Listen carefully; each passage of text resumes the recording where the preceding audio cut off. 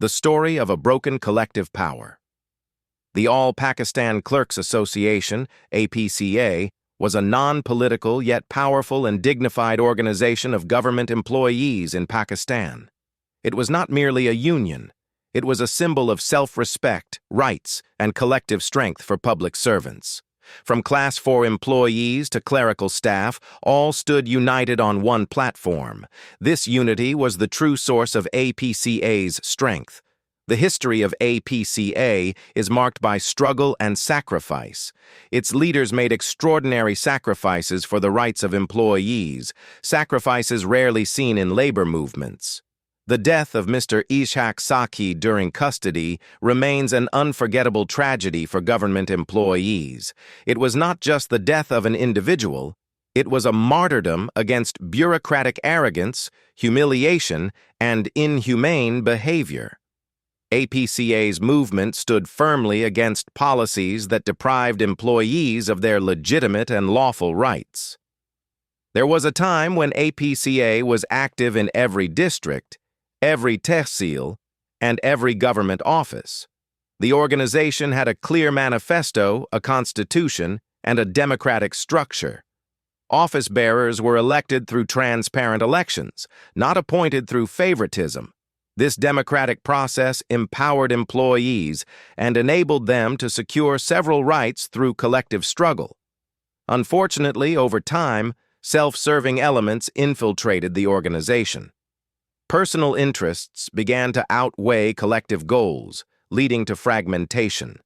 Separate APCA groups emerged in districts, tehsils, and even within individual offices. Different factions appeared in Punjab, Balochistan, and other regions under various names. Later, another platform emerged under the name APCA, further weakening the original organization that once unified employees nationwide. Once this unity was broken, a systematic erosion of employees' rights began. Educational increments linked to qualifications were abolished. Timescale promotions were eliminated. Rule 17A, a humane provision that allowed a dependent of an employee who died during service or became medically unfit to receive government employment, was also withdrawn. Employees were further deprived through unjust insurance policies. Throughout their service, employees contributed to insurance deductions from their salaries. However, despite policy maturity, no payment was made upon retirement. Instead, insurance benefits were released only upon the employee's death. This practice contradicts global norms, where a matured insurance policy is the rightful entitlement of the policyholder, whether alive or deceased. Similarly, the concept of permanent employment was dismantled. Contract-based hiring and lump-sum packages replaced job security. Under these arrangements, whether an employee serves for 10 years or 20, the outcome remains the same: no meaningful retirement benefits. Pensions, gratuities, and long-term financial security were gradually phased out. These changes did not occur overnight. They became possible only after the collective platform of government employees was weakened.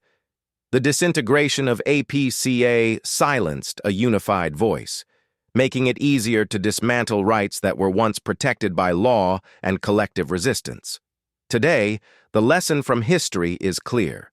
Government employees must rise above personal gains, group politics, and short-term advantages. They must rediscover unity, awareness, and collective struggle. History bears witness. When employees stood united, rights were secured. When they were divided, those rights were taken away.